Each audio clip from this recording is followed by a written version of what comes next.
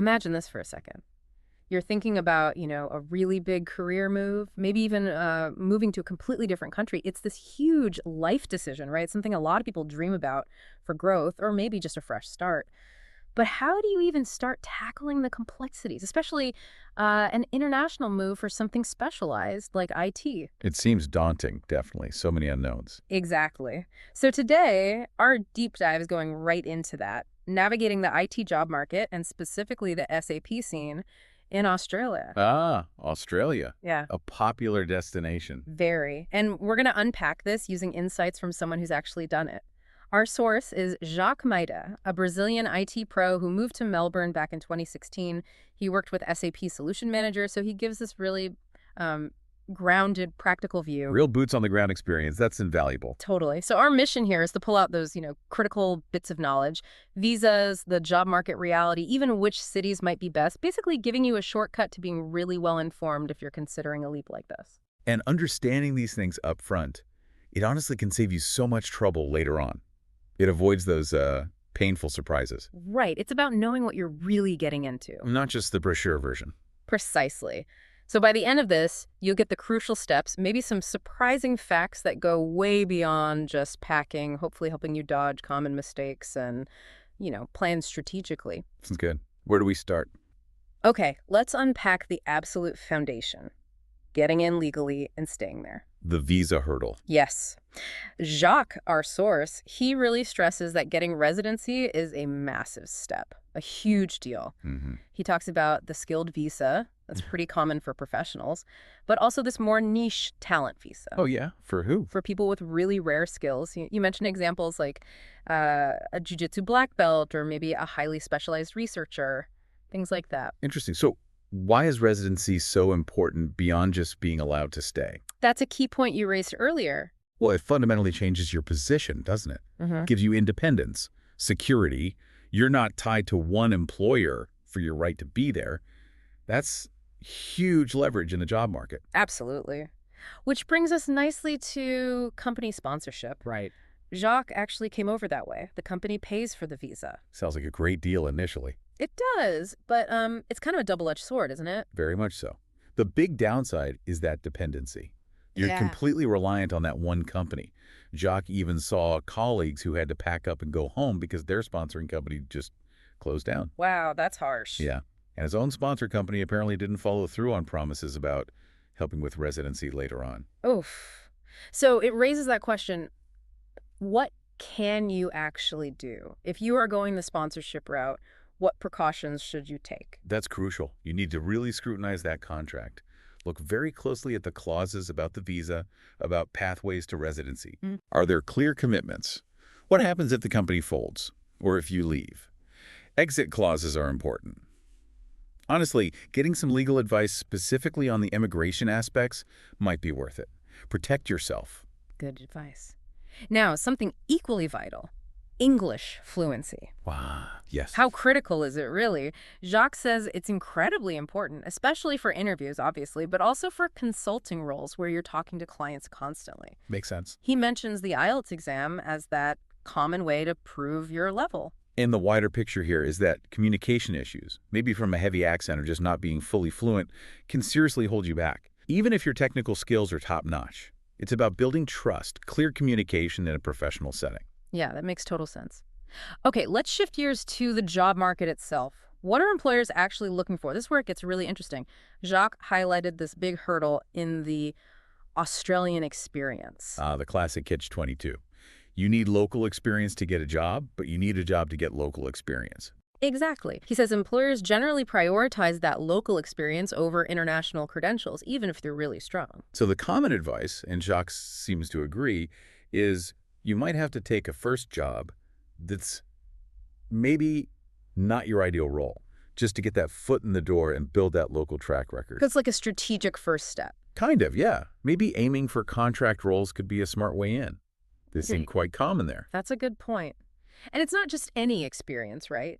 He stressed that industry-specific experience is also really valuable. Yes. What examples did he give? Things like mining, retail, dairy, oil and gas. Yeah. Industry strong in Australia. Right. And that makes sense. In a smaller overall market like Australia's, having niche industry knowledge on top of your IT skills, that can really make you stand out. Become a more specific fit for certain companies. Precisely. A key differentiator. Now, he also mentioned something a bit more subtle, a perceived dynamic in the market. He noted a tendency, not a hard rule, he stressed, but a tendency for employers to maybe favor candidates with a European background or ancestry.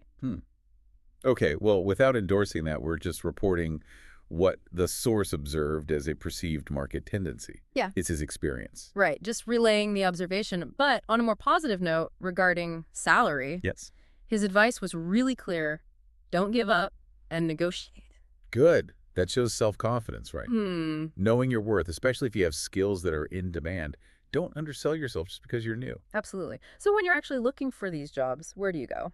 Tractable tools. Yeah. Jacques mentioned the main ones. LinkedIn, obviously, and Yeah. seek.com.au. Seek, right. That's the big one in Australia. He even noted Seek-bot Cato, which people from Brazil might know. Ah, interesting connection. Now let's talk specifically about the SAP market there. Jacques gave a pretty direct view. Okay, what's the picture? Well, demand for specific products can really vary a lot, like his specialty, solution manager. SAP's lifecycle management tool. Right. He said demand for that was very low, almost zero after he arrived. Wow. Why such fluctuations? Why would demand drop off like that? Good question. What drives that? It often depends on big factors, like major government projects starting or finishing, or just general market trends, which products companies are choosing to adopt. And you have to remember, Australia's market is smaller, right? About 25 million people. Compare that to Brazil, the US, Europe, Much smaller pool. which means fewer massive projects overall, and more competition sometimes, especially with outsourcing options nearby, like India or Indonesia, which can be cheaper for companies. That makes sense. And here's another sort of quirky detail he mentioned about job hunting. Go on. The job descriptions themselves might be unclear or even wrong sometimes. Really? Yeah, they might not even explicitly say SAP or the specific module. Like instead of solution manager, it might just say software lifecycle development tool. Huh. So that means you, as a job seeker, have to be smarter. Right. Use broader search terms. Understand the function behind the buzzwords. You can't just type SAP and hope for the best. You need to think functionally. Exactly. And connecting to that point about maybe taking a first less than ideal job, contract work is apparently very common. Yeah, that seems to be a big part of the IT landscape there. Short-term contracts, 6 months, a year, 2 years, Yep. often extended. So that's a viable path for a lot of people, maybe even a good way to get that initial Australian experience. Definitely. And manage your expectations on timing. Jacques suggested budgeting, mentally at least, for about 3 to 6 months to find that next role. Okay, good practical advice. So with all this in mind, where should you actually land? Choosing a city seems critical. Hugely important. Lifestyle, cost, job opportunities vary quite a bit. Jacques covered several cities, but first, the baseline he mentioned. Cost of living across Australia is generally not cheap. Good to set that expectation up front. It's not a low-cost destination. Right. So let's start with Canberra, the Oh. capital. Okay. Federal government hub. Exactly. He said the government is a major SAP client there. Lots of potential work. But It's always a but. the catch is, for those federal government projects, you usually need full citizenship, not just residency. Ah, so that locks out newcomers. Even with residency, that's a big limitation. Yeah. And socially, he suggested it's maybe quieter, less recommended if you want a buzzing nightlife. Okay, good to know. What about Melbourne, where Jacques is based? He described Melbourne as very multicultural, easier to make friends, good social and cultural scene. Sounds appealing. The downside Colder weather, apparently, compared to some other spots. in the job market. Decent. Lots of company HQs are there, Australian Post, big listed companies, banks. But generally fewer IT and SAP roles than, say, Sydney. That's what he indicated, yeah. Fewer opportunities overall compared to Sydney. Okay, Sydney. The big famous one. The postcard city. Warmer, beaches you can actually swim at, more big events like F1, tennis. And the job market reflects that fame. Seems so. Most major companies have their main offices or big branches there, so naturally more opportunities. Makes sense. Yeah. But Sydney has a notorious reputation for, Cost. exactly, cost of living. Yeah, he called it very, very expensive. Said lots of his friends moved there initially, but ended up leaving because it was just too pricey. A major consideration then. Yeah. Okay, moving north. Brisbane. Brisbane. Becoming the third biggest city, he said. And the winter is much more comfortable there. What are its advantages? Key one. Cheaper rent than Sydney, Melbourne, and Canberra. Oh, that's significant. Yeah. He mentioned quite a few friends moved there, worked remotely, and could actually afford to buy houses. Wow. And the SAP scene. Pretty strong, apparently, including the state government there and work with success factors, too. So Brisbane's a contender, more affordable, growing, decent job market. Seems like it. Okay, let's jump across the country to Perth. Way over on the West Coast, different time zone, much hotter. Right. What's its main draw? Mining. The mining industry is huge over there, and many of those big mining companies use SAP extensively. So very industry-specific opportunities. Very much so. Socially, maybe less going on than Melbourne or Sydney, according to Jacques. Okay. What about Adelaide? Did he mention that? Briefly. His take was not highly recommended for SAP work right now. The market seemed to have slowed down quite a bit there. So maybe not the best bet currently. Seems that way from his perspective. And finally, way up north, Darwin. Super hot, super humid.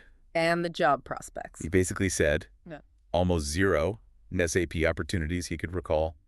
Its main reason for being there seems to be a big U.S. military base. So definitely not the place for an IT pro looking for work. Probably not. Okay, wow. That's a great city-by-city rundown. So let's just quickly pull the threads together. Recap the key takeaways. We've hit the crucial role of visas, that residency piece being huge.